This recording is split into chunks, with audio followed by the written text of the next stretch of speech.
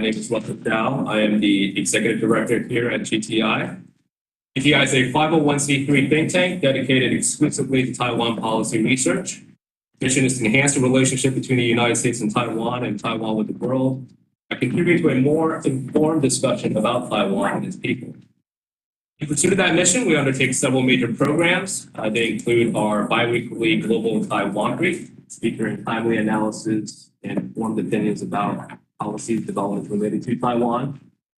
Public seminars, an annual symposium in the fall. Podcasts, we have 3 podcasts now. They include our Taiwan Security Review, GTI Insights, and Taiwan Salon, as well as scholarship and fellowship opportunities for people who are interested to conduct field research in Taiwan. If you're not already subscribed to receive all our updates, you may do so by visiting our website at www.globaltaiwan.com.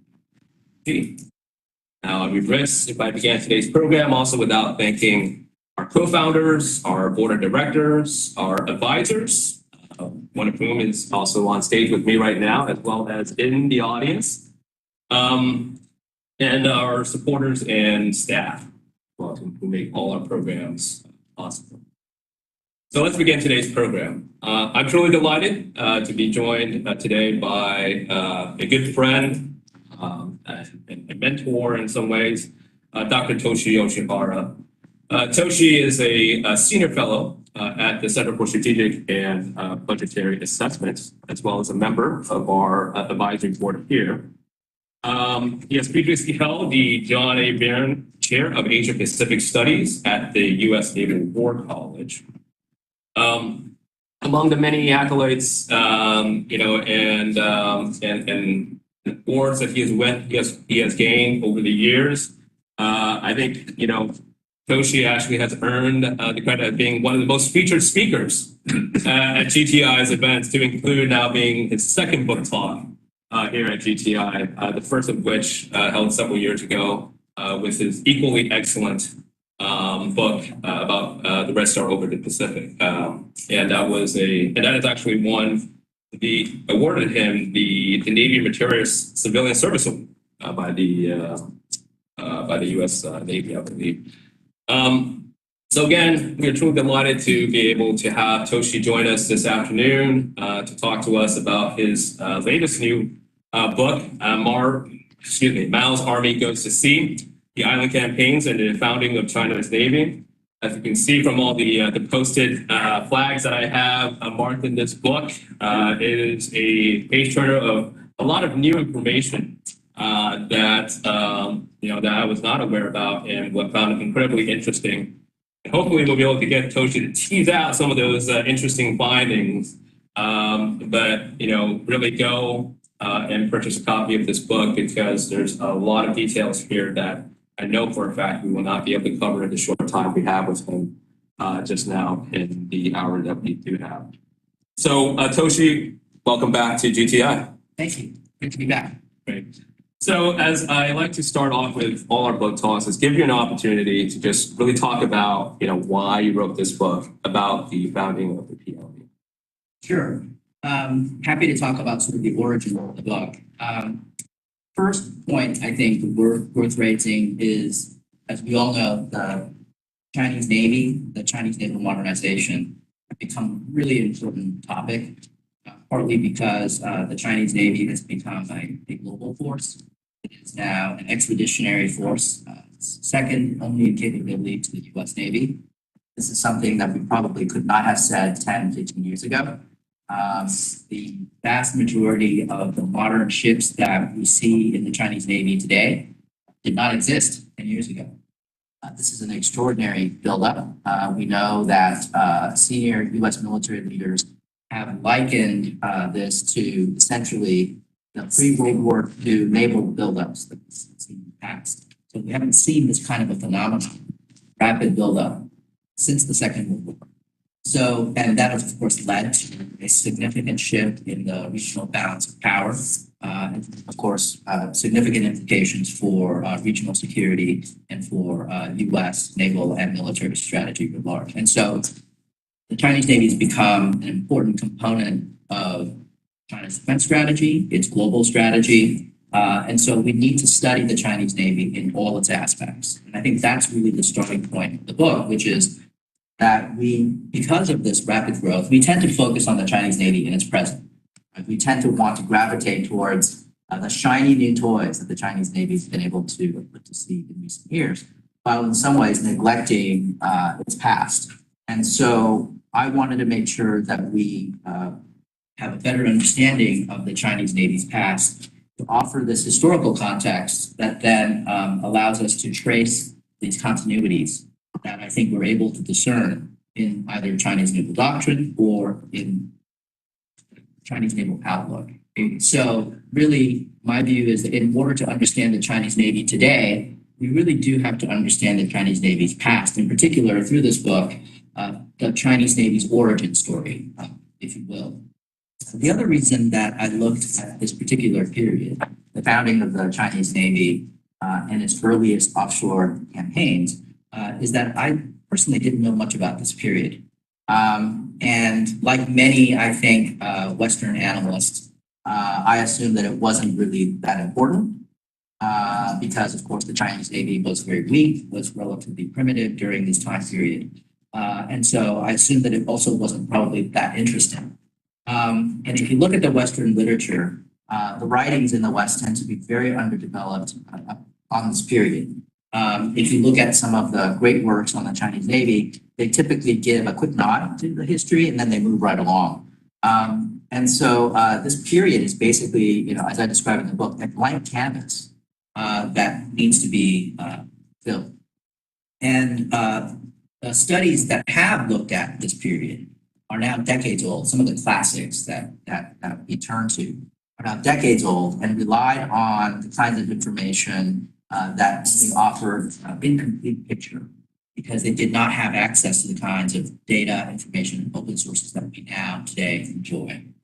And what really struck me was, as I was reading more about this history, was I came across memoirs, firsthand accounts by folks who were on the ground operating that provided really fascinating details, and that there was really just very large quantities of these writings that were available, but importantly, largely untapped in the West, largely unexploited in the West. So I thought that it was a real opportunity to look at these unexamined sources to tell a more complete origin story.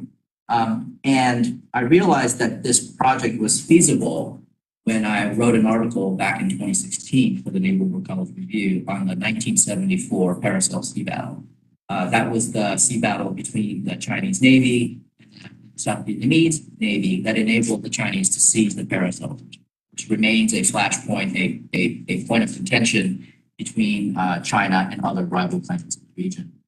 And that process of doing the research made me realize that you can, in fact, construct a really interesting, detailed story based on these open sources. And so I applied my experience in looking at the 74 battle and applied it to this earlier period in 1949. And what I discovered there too was that the tactics that the Chinese employed in the 1974 Paracel Sea Battle were in many ways replicas of what they did in 1949. There was in fact a significant amount of continuity in terms of the way the Chinese thought about operations and tactics. That reconfirmed to me, therefore, the importance of looking at this past and to try to discern continuities over past decades, but even till today. Okay, great. That's great, Toshi. So let's dive right in then. I mean, I think for those people who may not have the time to really more to read the entire book, which I eternally encourage you to do, I think was able to do so in over a week, in just a weekend, in reading it. But maybe a clip note version of really what the major themes and key findings are that you think really needs to be understood from anyone who is interested in picking up. Sure. So I think the key question that I try to answer in this book is, how did an agrarian-based, land-bound revolutionary army go to sea? This was the key puzzle. And it's a remarkable story, right? Because we're talking about the People's Liberation Army that have been fighting for decades in landlocked regions, have been either waging a guerrilla campaign against the nationalists and the Imperial Japanese Army, or were later in the Chinese Civil War, waging major conventional battles on land. How did this organization, basically a complete stranger to maritime affairs, adapt to this new environment? And its transformation, at least the transformation of several of its units to go to sea, I think represented a really interesting story that I could tell. I recount in many of these cases, many of the officers and troops had never even seen the ocean. I mean, they heard about it in parables, right? In fairy tales, but they've never actually seen the ocean. So how do you then retrain these troops, retrain these officers to deal with an entirely new domain with an entirely new service? And I thought that this was a story worth telling because it is an interesting episode in naval history in general. But this story also took place at a critical time during the Chinese Civil War. So this was when the Chinese Civil War was just about to wrap up. The communists had defeated the nationalists at some very decisive battles in northeastern and North China, the Liaoshen campaign in Manchuria, the Huaihai campaign in the North China Plains, the Qingjin campaign, where the communists were able to quote unquote peacefully liberate Beijing. By that point in early 1949, the vast majority of Chiang's best forces were either wiped out or were captured. So we're looking at a situation where the nationalists were reeling from a series of defeats, falling back south of the Yangtze River. They were retreating to the coastal provinces. They were putting their forces on these offshore islands, and ultimately they were retreating to Taiwan. And so Mao Zedong's forces, as they were poised to cross the Yangtze River, which was basically the last maritime barrier that separated the communists from South China, had some key decisions to make. And one of the key decisions is, how do you deal with the next theater of operations that will be intensely maritime and nautical in nature? It was at that moment in early 1949 that Mao Zedong decided that he needed to build an air force and he needed to build a navy. And that, again, he needed to reorganize his forces by creating a new service from scratch, essentially, to deal with an entirely new domain. And this is, of course, an extraordinary challenge. And there were all sorts of institutional challenges that Mao's armies needed to resolve in order to go to sea. And so that's really kind of the backdrop of the story and also the key question that I wanted to answer. How does an army go to sea? The book itself is organized around institutions. So instead of looking at this earlier period from 1949 to 1950 from a chronological perspective, I organized key sections of the book around key institutions. So the first half of the book, I looked at the institutional buildup of the Chinese Navy. I'll talk a little bit about that later in terms of the kinds of personnel they needed, the kinds of hardware. The second half of the book looked at these campaigns. But again, instead of looking at them chronologically, I looked at them in terms of the major fighting organizations responsible for specific theaters of operations. So I looked at the Third Field Army's operations in eastern coast of China. Then I looked at the Fourth Field Army responsible for the southern coast of China. And the reason that I organized the study along institutional lines is my view that institutions matter, because institutions are those organizations and bodies that sort of pass on corporate memories of an institution. They possess unique personalities that they pass on down through the years. They possess essentially the institutional DNA, right, that they pass on, and that those traits can be discerned to this day. So my view is that if we better understand the institutional origins, right, of the Chinese Navy, that might help us better assess the Chinese Navy today in terms of its institutional personality.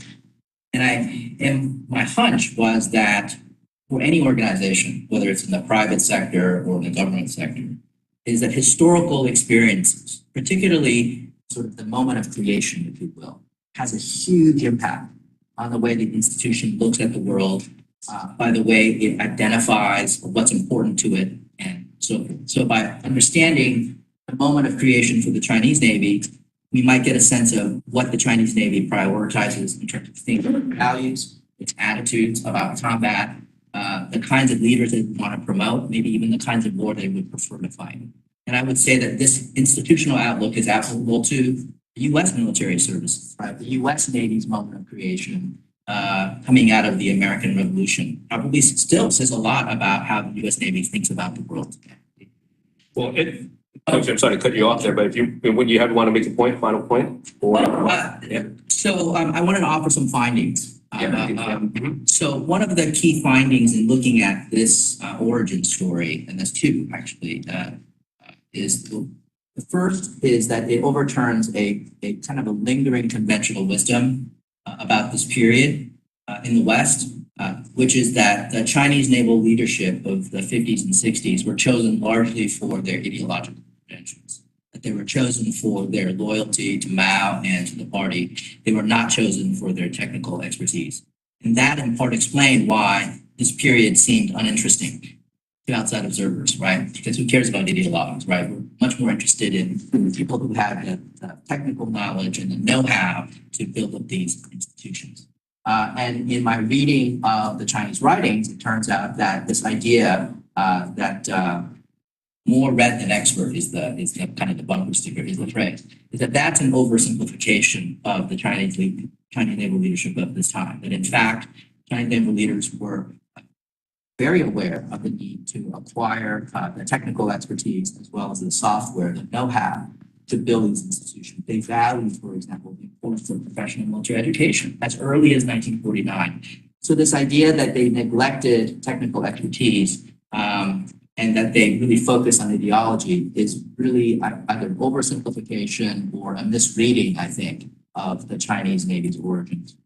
Second conventional wisdom that I think was overturned in my reading of literature is this idea that the PLA were basically Soviet automatons, that the Chinese military leadership basically unthinkingly borrowed from Soviet doctrine because that was their only source of knowledge, particularly on naval affairs. And it turns out in reading the Chinese literature is that that's again an oversimplification, that the PLA, in fact, I found went to great lengths to try to instill their own fine traditions in their naval outlook, that they believed that they could make a really powerful imprint on the Chinese Navy institution based on its own historical experiences, based on its combat experiences on land. And so the story of how they translated those experiences into the maritime domain was also a really important part of the story. And I think ultimately the key finding in terms of the so what for U.S. policymakers and U.S. strategists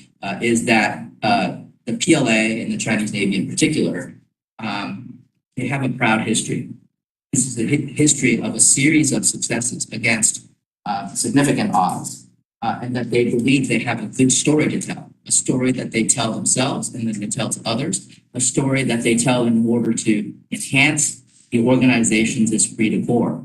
And that if we neglect this history, right, if we pretend or if we act as if this history is not important, then I think we risk misdiagnosing the PLA and the Chinese Navy in terms of its institutional outlook. Well, yeah, you're absolutely right. There's so much in there packed about the institutions as well as the campaigns, and we'll get to those, later in the discussion. But let's talk a little bit about the people, because you also spent a good portion of the book in the beginning, especially describing some of the instrumental players in the founding of the Chinese Navy. So talk to us a little bit about Zhang Aiping and Xiao Jingguang. Yeah.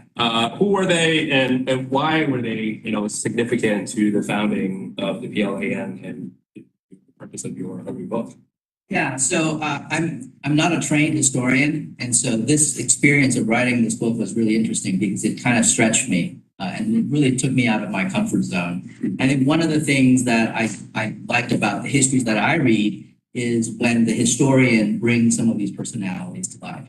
So I make a very amateurish attempt to bring some of these personalities to life because I think personalities and leaders matter. And so I'll talk about both Zhang Aiping and Xiao Jingguang as the sort of the key leadership personalities and the challenges that they confronted. So when I give a more straightforward book talk. When I do a summary of the book, I typically start by asking the audience to sort of imagine, to ask the audience to project themselves back to early 1949. So I'll do the same with you all. So imagine that you're a 30-some-year-old rising Army officer of the People's Liberation Army in early 1949. I want you to imagine that in this particular case, you were wounded in a previous combat experience.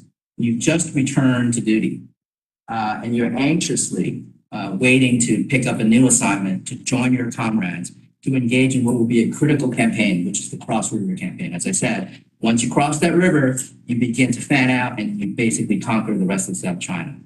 Now imagine that you're now entering into your boss's office, the theater commander, and you're eagerly awaiting this new assignment where you'll be commanding forces to conduct the Cross River Campaign. And your boss basically brings a complete surprise on you. You've been asked to build a Navy. And of course, you're shocked. Right? This is a totally unexpected assignment. And you protest. You say, you know, I don't have any background in naval affairs. I barely have a middle school education. I know the Navy is a highly technical affair. There's no way that I can do this. And the theater commander says, well, we didn't choose you necessarily for your technical expertise or your knowledge of naval affairs. We chose you for your managerial skills and your ability to manage personnel. Oh, and by the way, the big man, the big boss, has already approved this assignment, meaning Mao Zedong, right?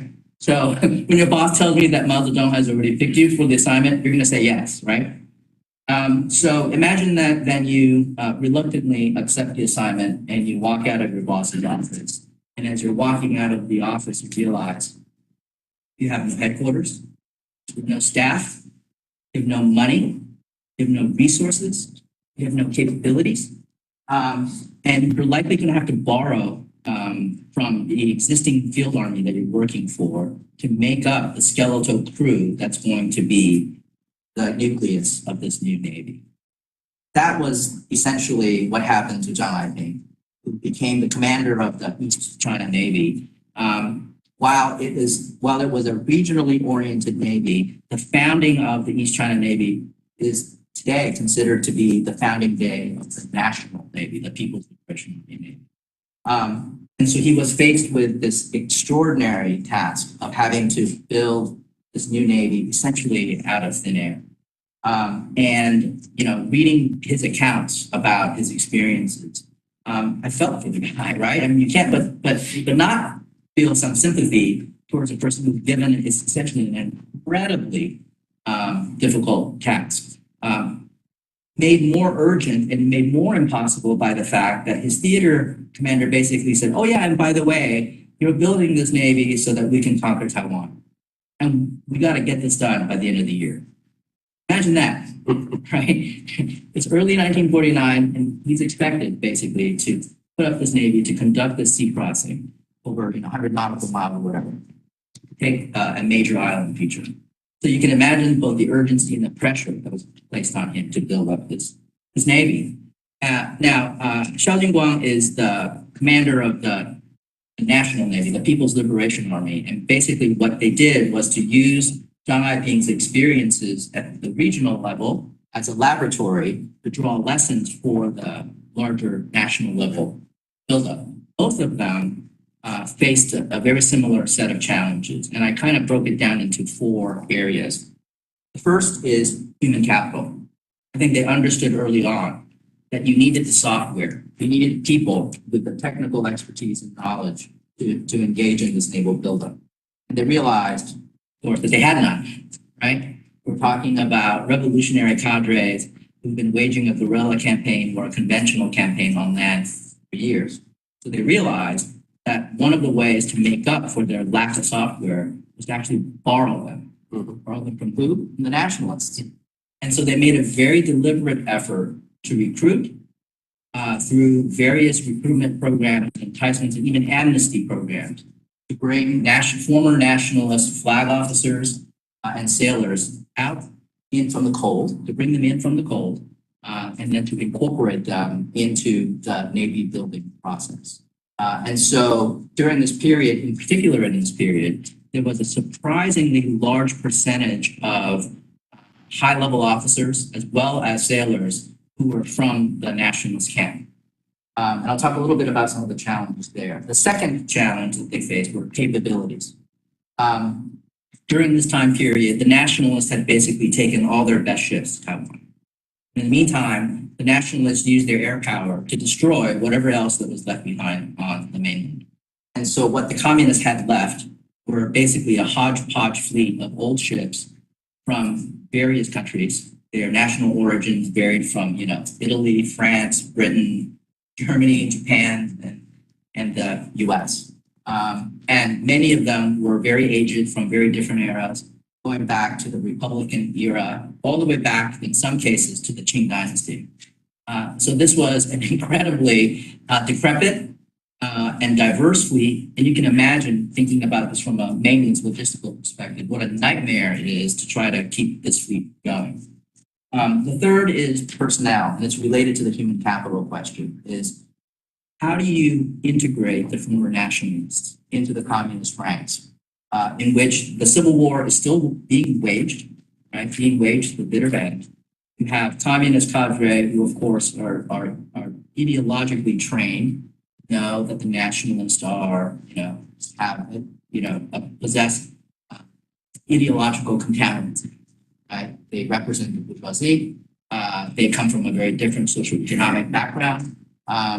And of course, many of them had blood on their hands. You're talking about integrating your arch nemesis, your adversary, into your ranks. So how do you do that, right? How do you manage that integration process? So things as seemingly prosaic as feeding the troops became a problem because many of the nationalist troops were much more accustomed to eating higher quality grains. So white rice, so processed rice. They did not want to eat millet. They did not want to eat unprocessed grains. And so how do you do this? How do you feed the troops who are working alongside each other, yet you're deliberately treating them unequally, right? How do you convince the communist cadre that this is the way to go? Even though the communist cadre were trained to know that they were fighting for a new China and with this inequality should not take place. So this is a real personnel management issue for both Zhang and Xiao Jingguang. And then the last thing is the learning piece of it. How and where do you learn from? So as I document, I think both leaders understood that you don't just borrow unthinkingly from the Soviets, that you have to borrow selectively the things that are relevant to China's local circumstances, that you can borrow selectively from the former nationalists to let the former nationalist flag officers to offer their second opinion about what strategies and doctrines to adopt. And then most importantly, I think the most important part of the learning process is how do you translate the PLA's own fine traditions into the maritime domain? So what we saw in this instance was not this very simplistic picture of unthinking learning from the Soviets, but a very complex process of hybrid learning where they're drawing from many sources of knowledge to inform their thinking about maritime affairs. Now, Xiao Jingguang, as the commander of the Chinese Navy, hosted a really important meeting that I document in the book in August of 1950, which was essentially the long-term planning for the Chinese Navy. And what we find, even as early as 1950, was a clear recognition that China needed to match its straitened resources to a realistic set of goals and strategies. And so they developed what would essentially become near coast defense, meaning the Navy would be designed to defend the mainland from invasion from the sea. It would largely be subordinate to Army operations to the extent that they would collaborate with the Army to help that invasion, Western imperial invasion, meaning the United States, or nationalist counter invasion from the sea. And that they had set very realistic goals in terms of the kinds of resources that they would need to build up this Navy. It was at this point that they decided that they needed to focus on coastal defensive forces, like fast attack craft, submarines, and shore-based aircraft. And that tripartite force structure was a guiding force in terms of the Chinese Navy's modernization for decades. And what's interesting is, of course, we see still elements of that, the legacies of that to this very day. So I would say that both Zhang Haiping and Xiao Jingguang were deeply influential in shaping the founding of the country. Yeah, you cited some real interesting data and specific data points in there that I just found shocking in terms of just the percentage of the rank and sailors that were actually nationalists, in fact. So, research there. I think for those in the audience who may be, just following us from the very beginning, you may be wondering why a book talk about the founding of the PLAN is relevant to the Global Taiwan Institute. But it very much is so, and this is the portion of it that I think really is going to get into the weeds on this, because a good portion of your book is actually focused on the campaigns, right? And the series of campaigns that in fact defines the borders between Taiwan and the People's Republic of China today. And so, can you kind of sort of walk us through some of these definitive campaigns? In particular, I would like you to focus on the battles of Jingmen and Kunmingtou, Dengpu. And then, the sort of the other example, so the first two examples would be the successes of the nationalists in repelling the communists, and then Hainan, right, which is the opposite, in which the communists prevailed. Why, these are important campaigns that you chose to focus on in this book.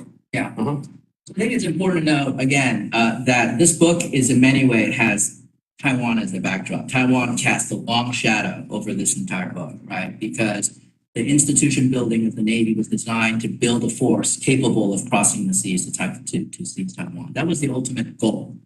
And then these offshore campaigns were also closely related to the seizure of Taiwan, because the communists had concluded that if you didn't seize some of these key offshore territories, that China would be in no position to then follow on to attack Taiwan. That was particularly the case of it's actually the Xiamen Jingmen campaign, because they came in a close succession.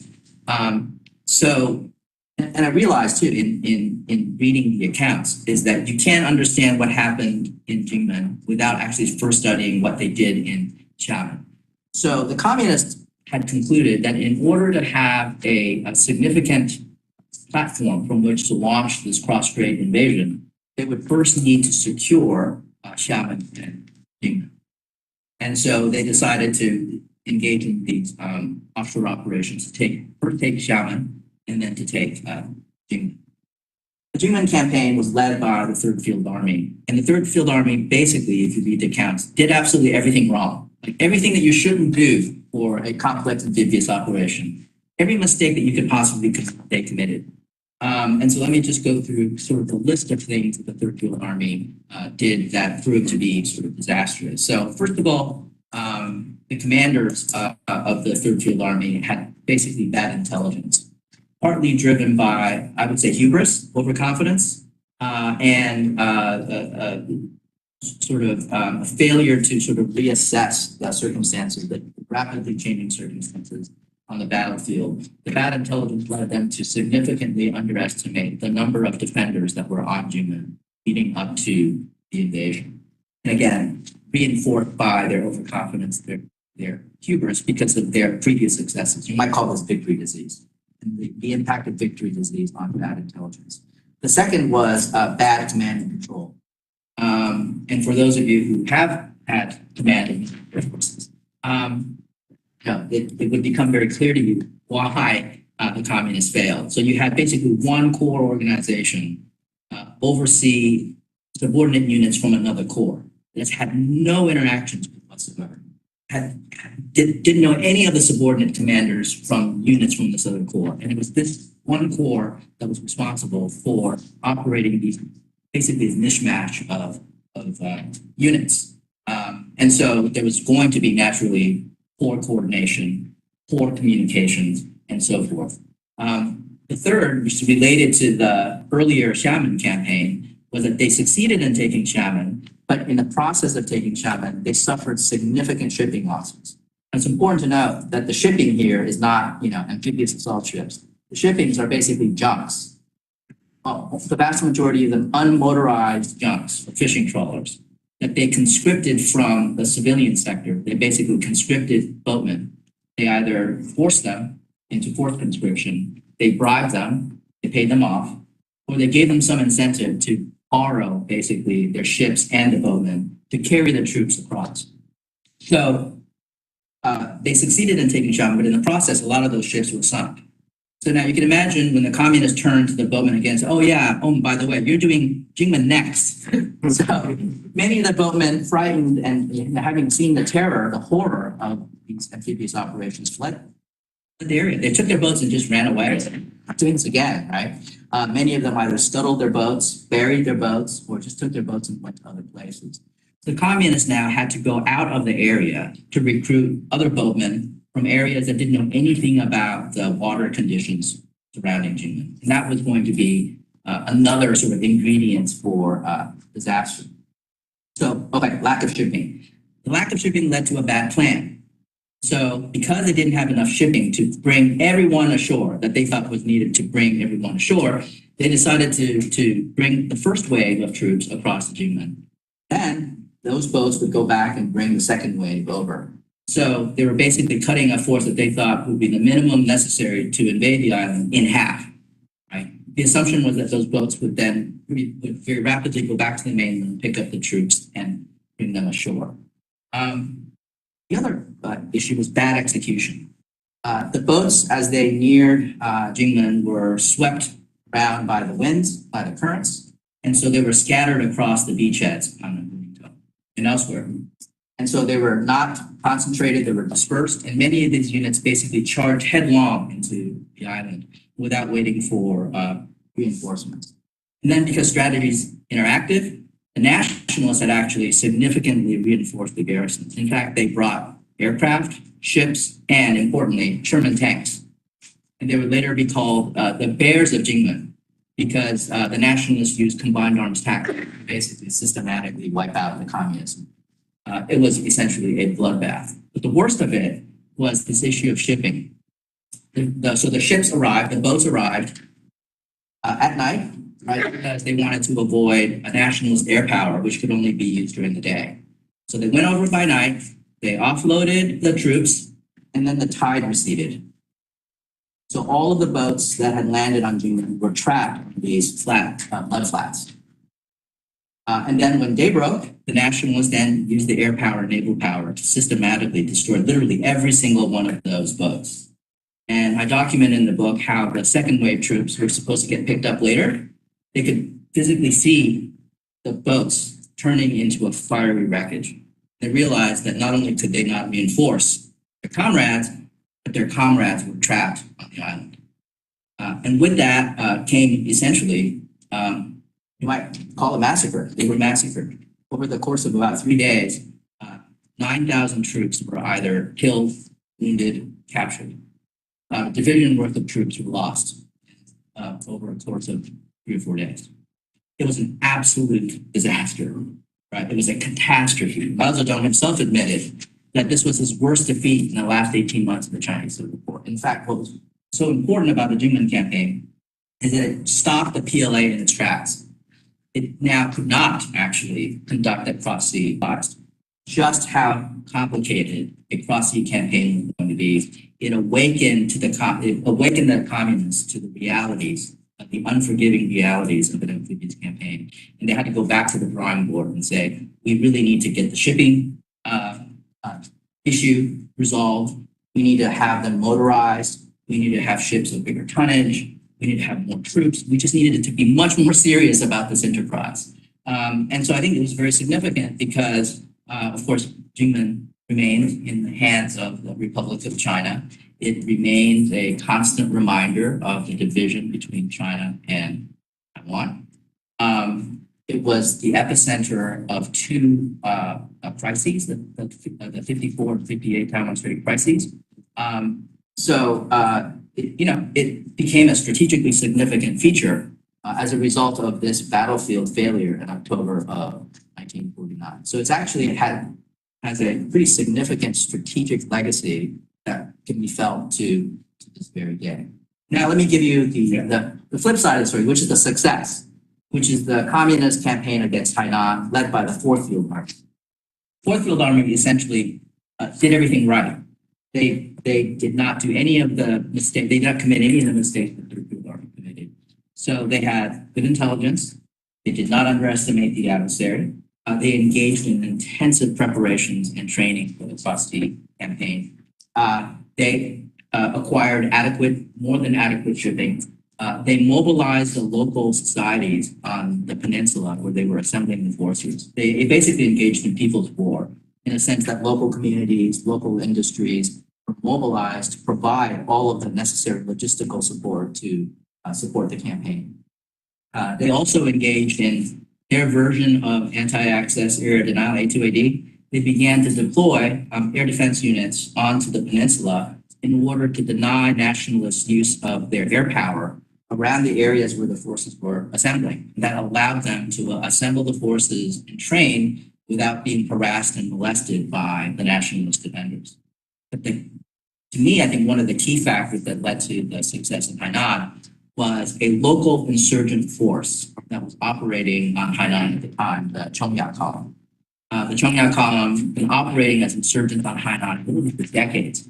15,000 strong. They operated from these safe havens or safe areas in this inaccessible interior of Hainan. They were well-resourced, supported by the local populations.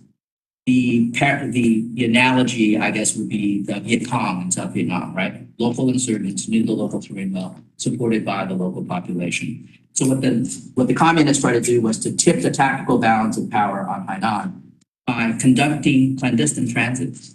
They would smuggle advanced PLA troops onto the island. And the way they did that was they sailed the boats further down the east and west coast of Hainan, away from the heavily defended, well-defended northern coast of Hainan. Inserted the troops on the islands.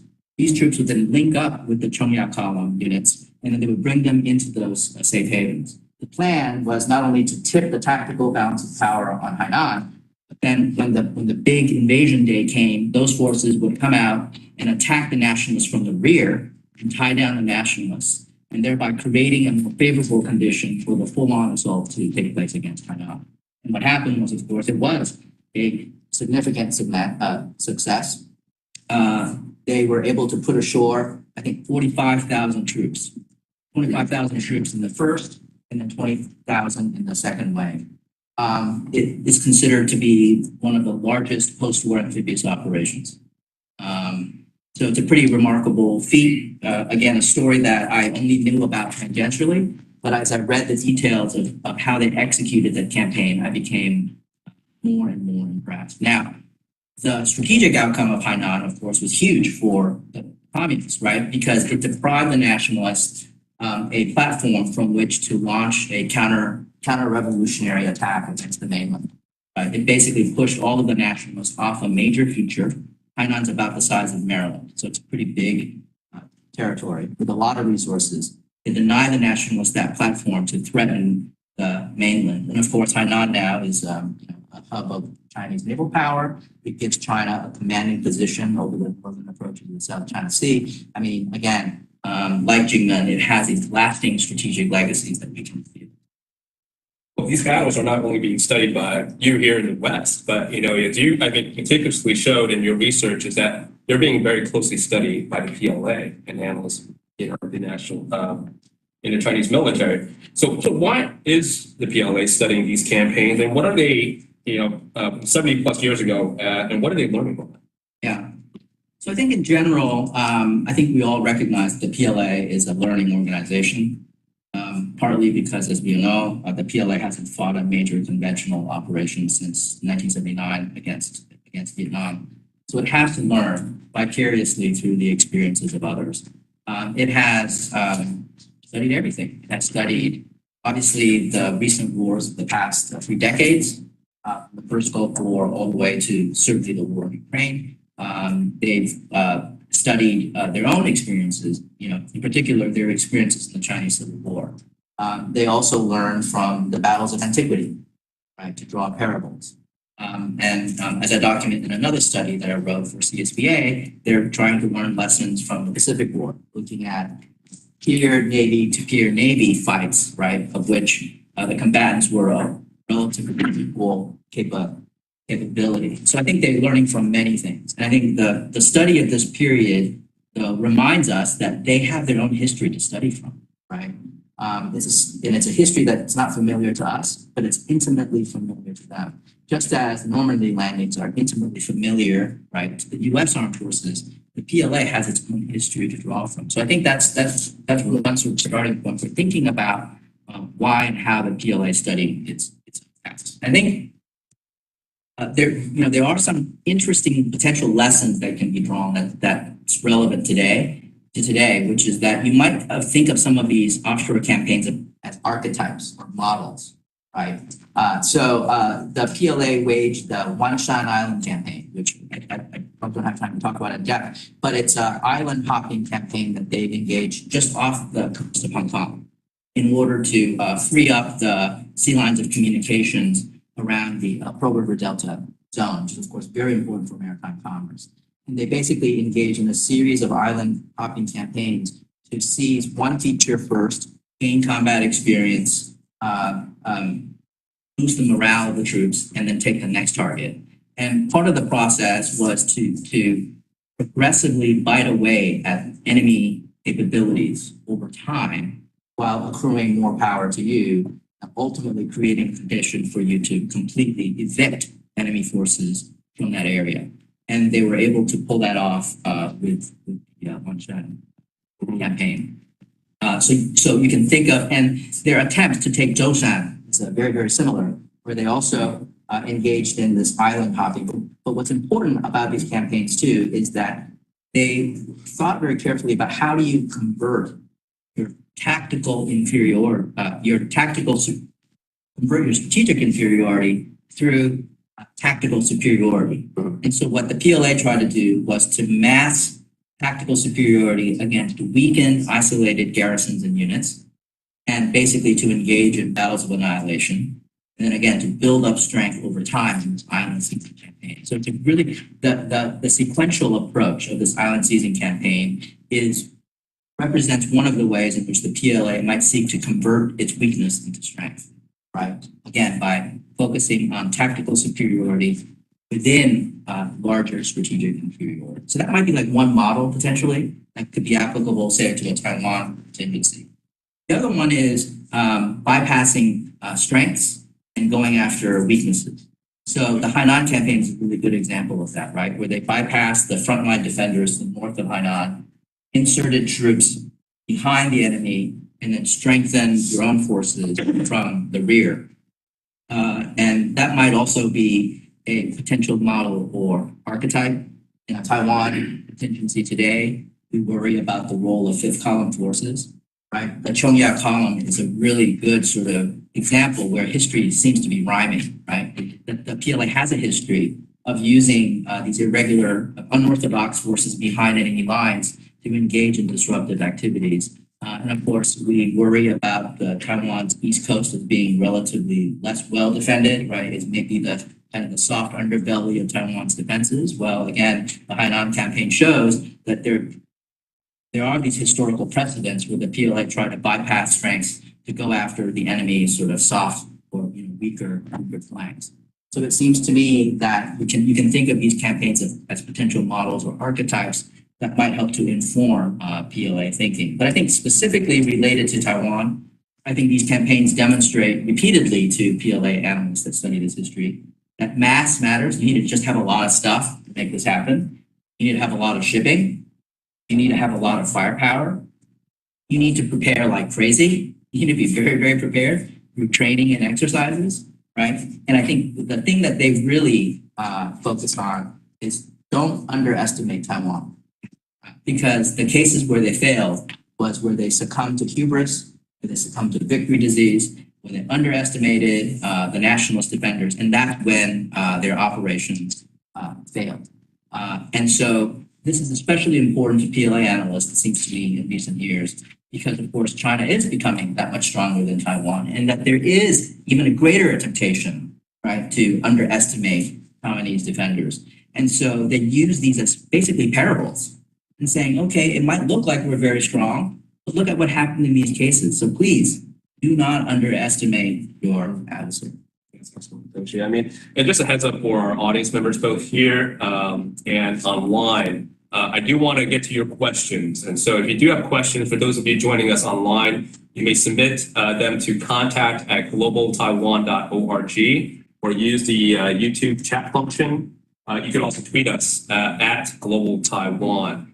I have so many more questions that I want to ask you, Toshi, but I won't be able to get through all of them. But I want to leave you with one question, and then we'll turn to audience Q&A.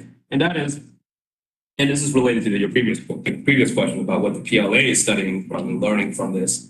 And I wonder to what extent, Taiwan is learning, the Taiwan's defense community is learning from these campaigns and from these battles. And in your view, what should Taiwan understand about how and what the PLA is learning from these campaigns and battles? Yeah, so in doing the literature review, I actually relied quite a bit on ROC Armed Forces journals. I use them actually to be basically as a cross-check against the PLA's literature, because the PLA literature, as I admit at the beginning of the book, frequently is dealing in hagiography, engaging in triumphalism.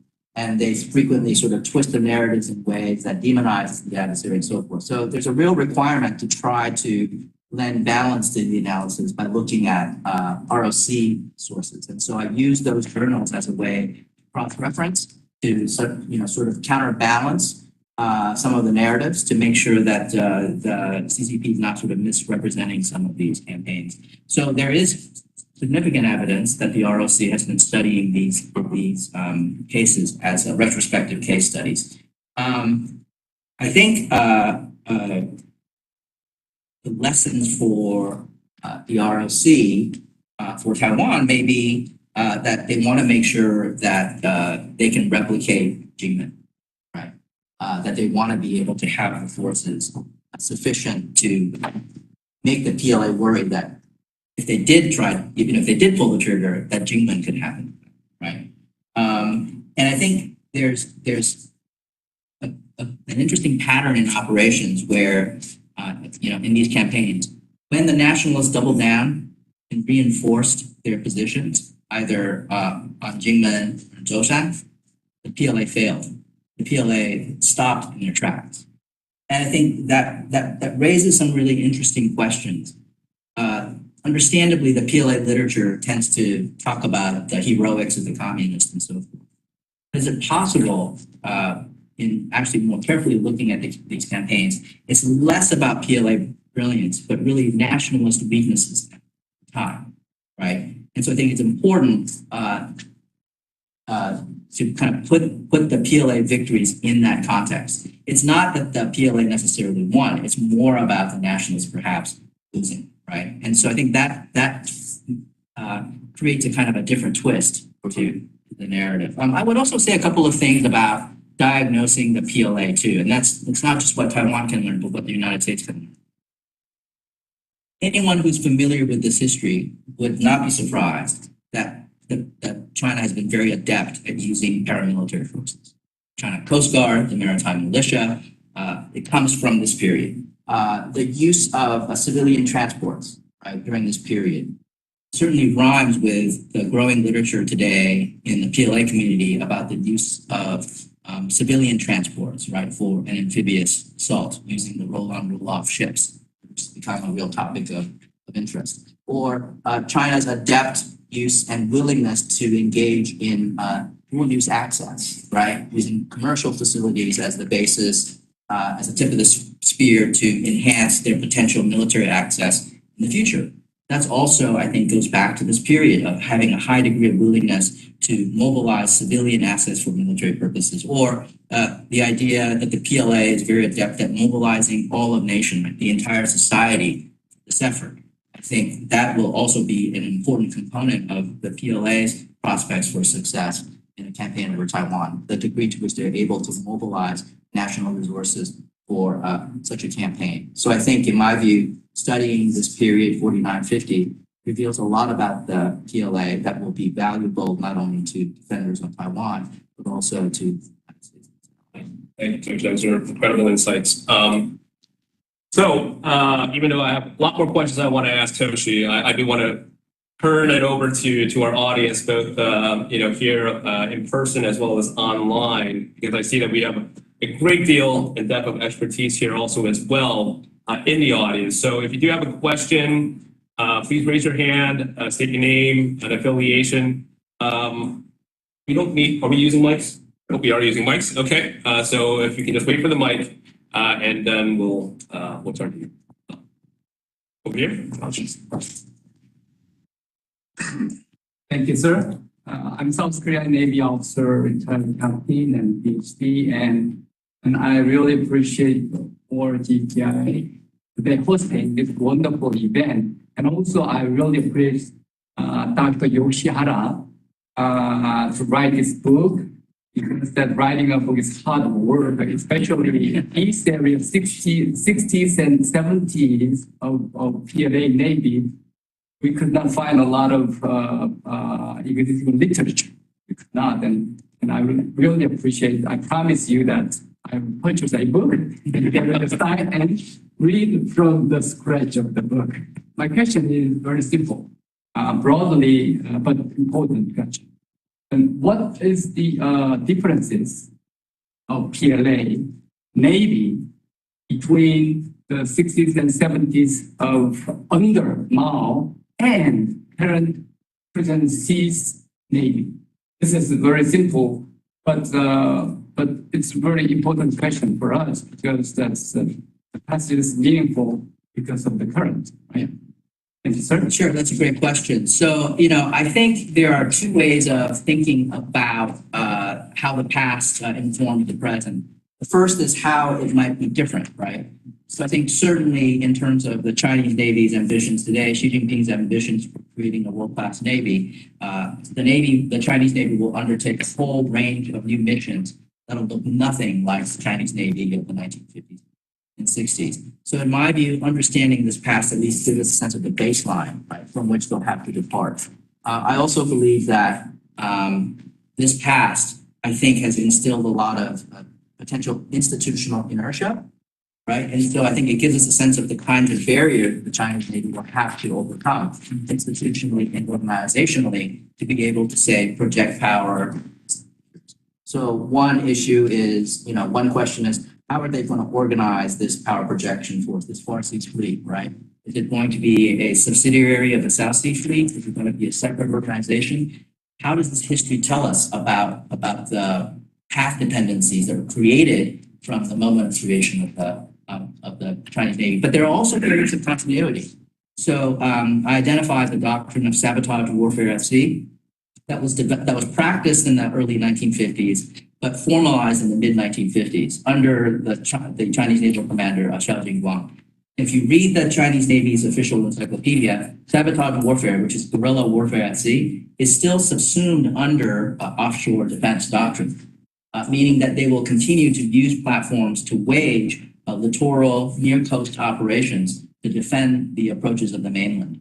And again, if you think about their deployment of the Typhoon 2-2, fast attack, a catamaran, also defense boat armed with anti-ship cruise missiles, those are essentially the descendants, the successors to the torpedo boats and the gunboats that the PLAN used in the 1950s. If you think about the diesel-electric submarine force, conventional submarine force, they're considered to be key components of sabotage warfare at sea. And that's of course a major component of the Chinese Navy's force structure. So again, we can't really, truly appreciate what China will do in littorals without having this understanding of that, the earlier period and the legacies that had left behind for the Chinese Navy.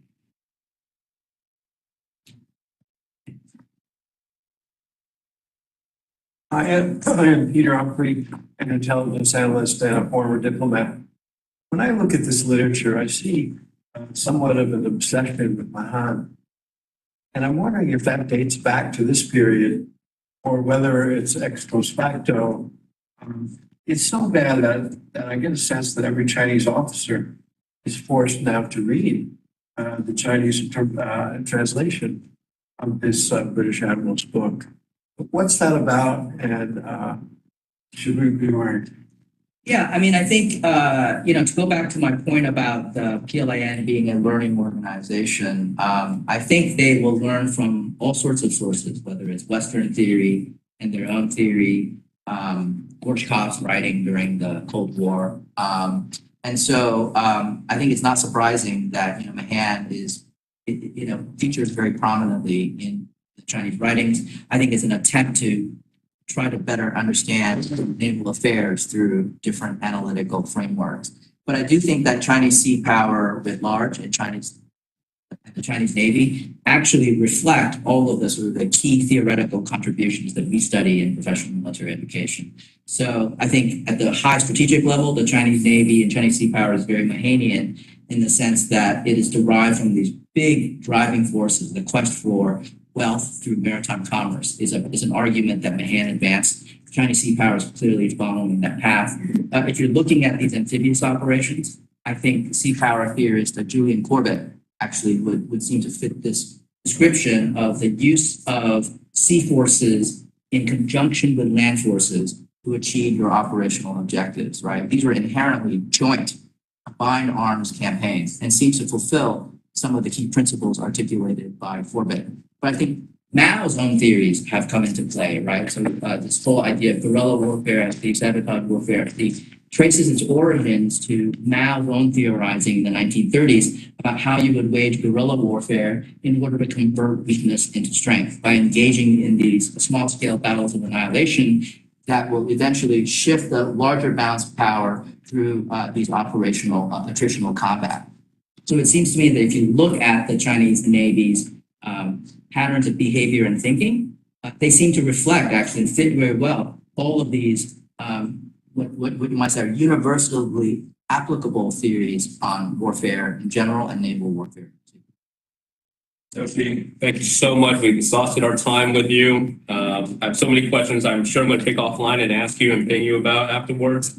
But thank you so much for writing this book and for spending this afternoon with us at GTI to discuss its key findings and themes. And I think you really highlighted the importance of understanding how the PLA understands its own history and its application to today. And I hope that we'll be able to benefit from your research continuing in the future as you continue on your projects of learning from how the PLA studies its own history in your future efforts. So please join me in thanking Dr. Toshi Yoshihara.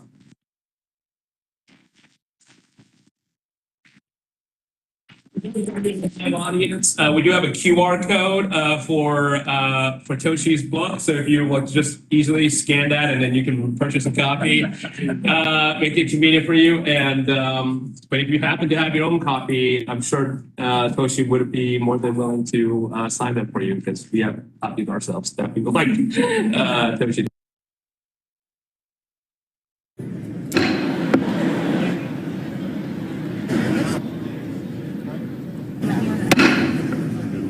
Mr. Speaker, the President of the United States.